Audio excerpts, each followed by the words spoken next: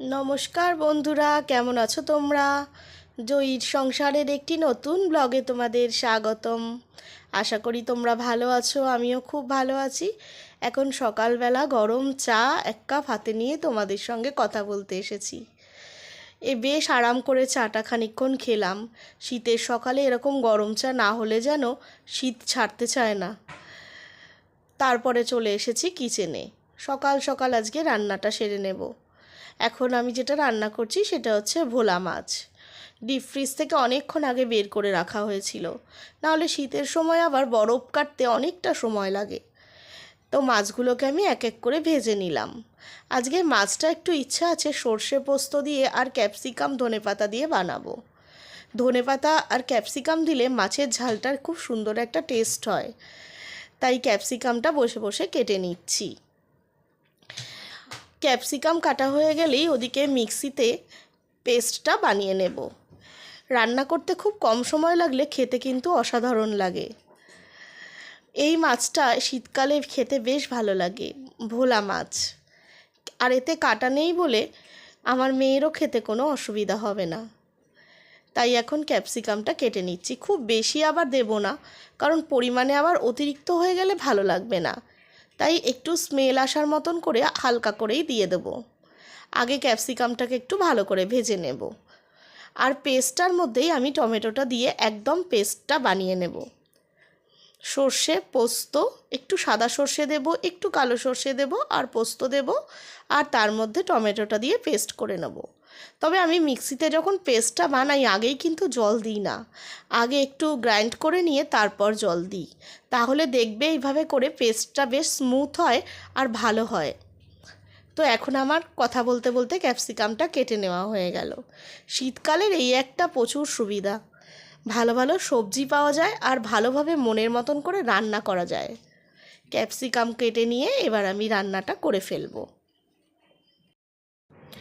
আমি কিচেনে রান্না নিয়ে একটু ব্যস্ত আছি বলে মেয়ে এখানে নিজের কাজ সব নিজেই করে নিচ্ছে। ক্রিম মাখা থেকে শুরু করে ড্রেস পরা সব কিছু। শুধু চুলটা এখনও বাঁধতে পারে না, আমি বেঁধে দিই। তাতে বোঝা যায় মেয়ে কিন্তু একটু বড় হয়ে গেছে, নিজের কাজ নিজেই করে ফেলছে।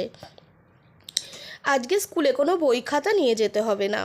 ওদের স্কুলে অ্যানুয়াল প্রোগ্রাম সামনেই, তাই ও ডান্সে পার্টিসিপেট করেছে বলে আজকে অ্যানুয়ালের প্রোগ্রামের রিহার্সাল হবে। তাই কোনো খাতা বই নিয়ে যেতে হবে না মেয়ে। তাই জন্য ব্যাগ একদম হালকা। মেয়ে খুব খুশি, আজকে পড়াশোনাও হবে না, স্কুলেও যাবে বলে। এদিকে গাড়ি এসে গেছে, ওকে গাড়িতে তুলে দিলাম। আমি আর মা দুজনে মিলেই ওকে গাড়িতে তুলতে এসেছি বলে একদম গাড়ির কভারটাও পরিয়ে দিয়ে যাচ্ছি। তাহলে অন্যদিন অভিই করে, তবে ও সময় পায়নি বলে আমরাই আজকে পরিয়ে দিলাম। মাছ ভাজাটা হয়ে গেছে, বাকি সমস্ত কিছুই রেডি হয়ে গেছে, শুধু রান্নাটা একটু বাকি আছে। তার মধ্যে মেয়ের স্কুল গাড়ি এসে গেছে বলে ওকে আগের গাড়িতে তুলে দিয়ে এসে বাকিটা করছি। এরপরেই আবার অভি রওনা দেবে। কালো জিরে কাঁচা লঙ্কা দিয়ে এই সমস্ত পেস্টটাকে দিয়ে, তার আগে তো ক্যাপসিকামটা ভেজেই নিয়েছিলাম, দিয়ে এবার ভালোভাবে ফুটিয়ে নিচ্ছি। এবার মাছগুলো এক এক করে ছেড়ে দেব। তো আমার রান্নাও মোটামুটি কমপ্লিট হয়ে গেল। আর টুকটাক যে রান্নাটুকু করেছি সেটুকুনি আর তোমাদের সঙ্গে শেয়ার করলাম না, ভাজা ডাল এই সমস্ত। তো আমার ভোলা মাছের ঝাল এখানে রেডি হয়ে গেছে। এবার একটু উপর থেকে ধনেপাতা ছড়িয়ে দেব, আর ফ্লেমটাকে একটু কমিয়ে কিছুক্ষণ রেখে দেব, তাহলে মাছের মধ্যে ঝোলটা ভালো মতন ঢুকে যাবে। এই যে মাছটা রেডি হয়ে গেছে, এবার অভির টিফিন বক্সেও ভরে দেব, আমাদের জন্যেও তুলে রাখবো। মাছ রান্না হয়ে গেছে, সমস্ত রান্না কমপ্লিট হয়ে গেছে। অভিও রওনা দিয়ে দিয়েছে। এবার আমিও ওয়াশিং মেশিনটা চালিয়ে নিচ্ছি। সকাল সকাল চালিয়ে নিলে কি হয়, ছাদে রোদ থাকলে মেলে দিলে সমস্ত জামাকাপড় একেবারে শুকিয়ে যায়। না হলে আবার এক এক সময় দেখছি কদিন ধরে রোদ উঠছে, আবার পরের দিকে একটু মেঘলা হয়ে যাচ্ছে, তাতে জামা কাপড় শুকানোটা একটু টাফ হয়ে যাচ্ছে। তাই তাড়াতাড়ি করে দেখলাম রোদ উঠেছে বলে আগে মেশিনটাকে চালিয়ে নিলাম। মেশিন চালিয়ে এসেছি, সমস্ত কাজ হয়ে গেছে। এখন বসে বসে একটু টিভি দেখছি। এই সময়টা একটু ফ্রি টাইম, তাই একটু টিভিটা চালালাম। এদিকে জানো তো, জানলাগুলো খুব তাড়াতাড়ি দিয়ে দিতে হয়। কদিন ধরে এত মশার উপদ্রব হয়েছে, তাই জন্য তাড়াতাড়ি জানালা দিয়ে দিই, কারণ যাতে মশাটা না ঢুকতে পারে। তবুও একটা দুটো মশা দেখা যায়, তাই আগে জানলাগুলো দিয়ে নিলাম। লাঞ্চের পরে আর তোমাদের সঙ্গে কথা হয়নি। লাঞ্চ করে একটু রেস্ট নিচ্ছিলাম। এখন সন্ধেবেলা। মেয়ে বলল আজকে শুধু অরিও বিস্কিট খাবে, আর কিছু খাবে না, তাই ওকে বিস্কিটটা দিয়ে দিলাম।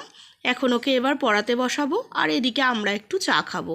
এখন একটু চা খেতে ভীষণ ইচ্ছা করছে, কারণ ওকে পড়াতে বসার আগে এই সময়টাই একটু চা খেয়ে নিই। চাটাও বানাচ্ছি, আর ওকেও ওর সন্ধেবেলা টিফিনটা দিয়ে দিয়েছি, ও বসে বসে খাচ্ছে। তারপরেই ওকে নিয়ে পড়াতে বসবো। এরপরে আর রাতের ডিনারটা একটু রাত করে বানাই। এখন ওকে পড়িয়ে নেব তারপরে। তাই এখন চা বানিয়ে নিলাম, আমরাও বসে বসে একটু চা খেয়ে নেব। আজকের ভিডিওটা এই অবধিই থাকলো। তোমরা ভালো থেকো, সুস্থ থেকো, সাবধানে থেকো। নতুন একটা ভিডিও নিয়ে আবার তোমাদের সঙ্গে দেখা হবে। ভিডিওটা ভালো লাগলে একটা লাইক করো। যারা এখনও সাবস্ক্রাইব করোনি তারা ভিডিওটা সাবস্ক্রাইব করো। আজ তাহলে আসি, খুব তাড়াতাড়ি আবার তোমাদের সঙ্গে নতুন একটা ভিডিও নিয়ে দেখা হবে।